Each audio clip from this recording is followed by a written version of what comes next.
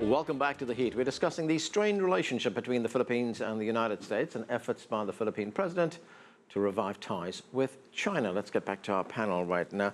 Isano, we talked a moment ago about the war on drugs. The immediate reason for the breakdown in the relationship between the United States and Philippines appears to be President Obama's criticism of President Duterte's crackdown on drug dealers. Let's listen to what the U.S. president had to say. Our position that if we're working with a country, whether it's on anti-terrorism, whether it's on going after drug traffickers, as despicable as these networks may be, as much damage as they do, it is important from our perspective to make sure that we do it the right way. So, Isano, it appears that President Obama has hit a raw nerve there. Why has the Philippines leader been so angered by that? Well, I think Mr. Duterte perhaps has not been quite used to be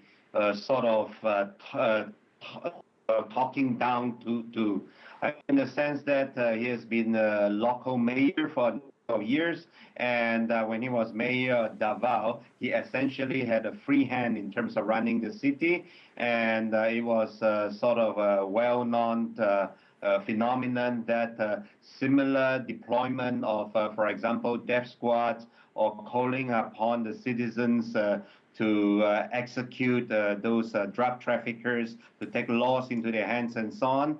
These sort of actions were sort of free-flowing, and nobody was essentially talking down to him, not then the president of the Philippines.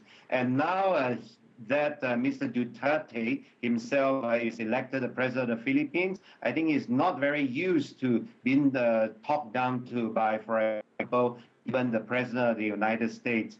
And the immediate knee-jerk sort of reaction is, of course, to talk back. And I think, as I said, he knew that the Americans could actually tolerate quite a large sort of a latitude of, for example, being insulted and so on. So he is going on with his insulting. But as a previous speaker also said, there is at some point some limit to it.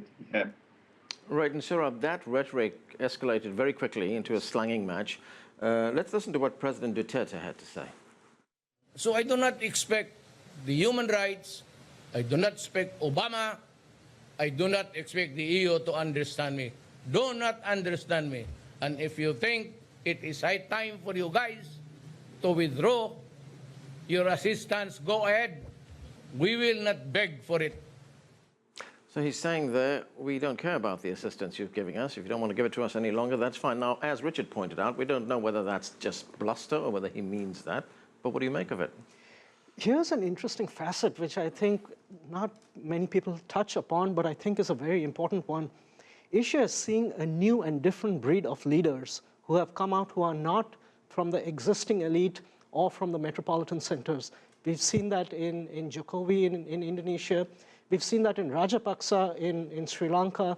We're seeing that with Duterte in Philippines, and to some extent even Modi in India, though the US has good relations out there. And the US has been... We're seeing that in the US as well, aren't we? Well, exactly, we are. And the point is the US has been happy to talk about democracy and has promoted democracy, but has preferred to work through oligarchs in those countries. Now, Duterte comes in with a very rough and ready view of how he wants to tackle challenges which are close to his heart. And the US has difficulty coming to terms with this sort of leader, has not done this sort of outreach with provincial leaders, and has not used to this form of functioning and style. And so this sort of relationship can degenerate quickly. Of course, another thing that the US doesn't grasp too well about this is, you know, Southeast Asia has been an arena, and South Asia has been an arena where there has been colonialism, where the brunt of that colonialism has been from white countries. Unlike in East Asia, like Korea, where the main problem, or China, where the main problem was Japanese imperialism. And so the alliance structures that it has in East Asia do not easily translate in the same way and speak to the masses and their leaders in the same way that it does in Southeast Asia.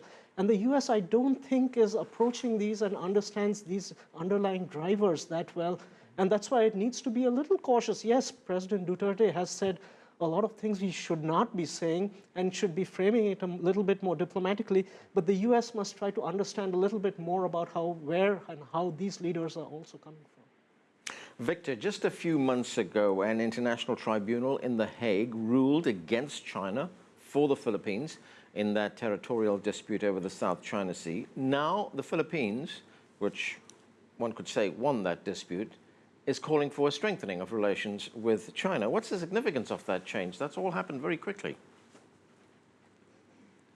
Well, first of all, from the Chinese perspective, that a ruling by the arbitration court based in The Hague is illegal. And China has presented its reasoning why it is illegal and why China is not going to accept its ruling or to implement the ruling, etc. And this is all on the record.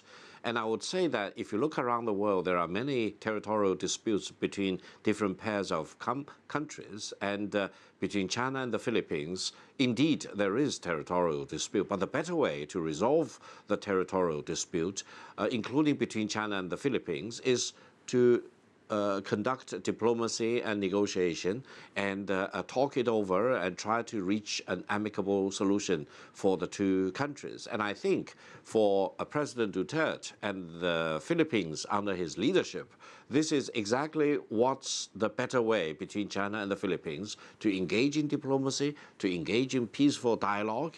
And meanwhile, even though there may be these territorial disputes, we still can, put them aside for a while and focus on cooperation between the two countries. In China, if you do that right, there could be huge demand for many products and services from the Philippines, and this will help the Philippines to create many good jobs in the Philippines and boost its export to China. And China can also provide lots of assistance in terms of financing and infrastructure capabilities. This is exactly what the Filipino people would benefit from. Therefore, I think, even though the Hague Arbitration Court has made its decision, which China rejected, between China and the Philippines, let's talk, let's negotiate, let's try our best to resolve the territorial dispute. But meanwhile, let's embrace each other as close neighbors, let's improve our relations, let's do trade with each other, let's help each other to boost our economic development, and let's both benefit from this kind of mutually beneficial business in trade and economic relations with each other. That's the better way. That's the high way. It's not the low way of as if there will be no more tomorrow if you do not resolve the territorial dispute between the two countries. Richard, you have written that the new Philippines outreach to China has made it almost impossible for the United States and its allies to rally global pressure on China. Is that a big setback for the United States? Yeah. Oh, it's huge. It's huge. Actually, in the Philippines, within the bureaucracy, among a lot of people, there's a huge disappointment that President Duterte has not openly used the arbitration case to mobilize international support. And clearly that is what the United States had in mind. I think President Obama was expecting that the Philippines will use the arbitration case to put more pressure on China, to mobilize the ASEAN, and perhaps even call for freedom of navigation operations by US and other countries like Japan. But that didn't happen. I think for Duterte, what's important here, as of now, is to prevent war and manage the disputes. And while Duterte has been contradicting himself whether the negotiations with China will be with regards within the framework of the arbitration award or not, I think what we're looking at here is that China will continue to reject the arbitration case as illegal, although that's not the point of view of a lot of countries.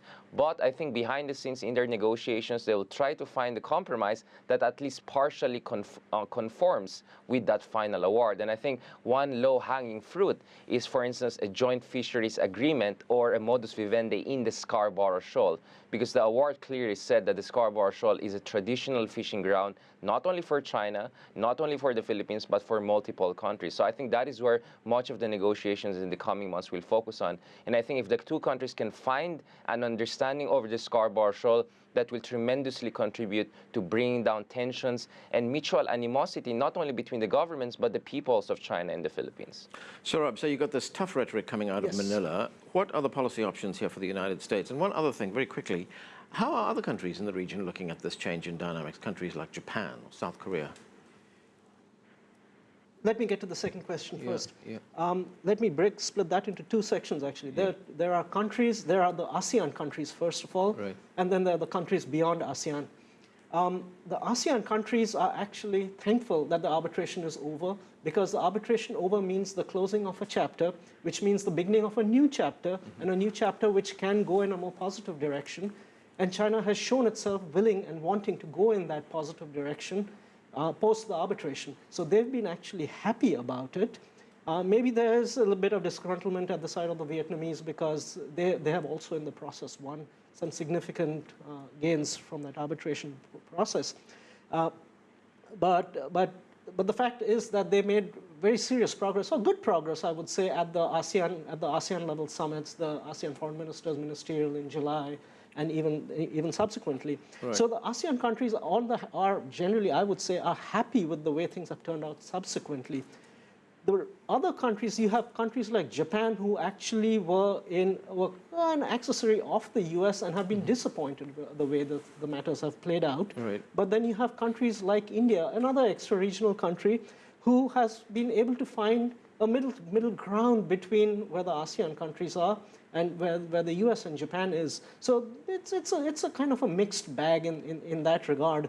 I don't think anybody ever thought that freedom of navigation was being denied in the first place in the South China Sea. So there isn't any great anxieties happening from that perspective. But the situation is obviously still a very fluid one, and we need to see where it goes from there. So what would policymakers here in the United States be looking at right now when they see this change in the relationship with the Philippines? What they will do is, I assume, maintain a low-key approach at this point of time. Right. The United States can't get too far ahead wanting to say, let's go in, let's put the pressure on China, when the ASEAN countries and Philippines themselves, who are the key players in this dispute, are not involved. And Obama saw a little bit of that in the East Asia Summit, where he tried to say, oh, I'm going to bring a little bit of a negative tone out here. There's not that much space for that.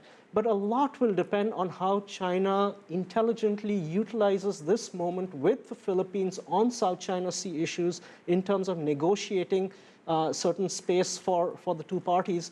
Because so long as the Philippines can be fairly satiated or satisfied in its dealings with China, it doesn't open that much space for the United States or Japan, Australia to intervene in that dispute. So they will not get ahead of the Philippines on this issue. Okay, and we have to leave it there. Thanks to all of you for joining us.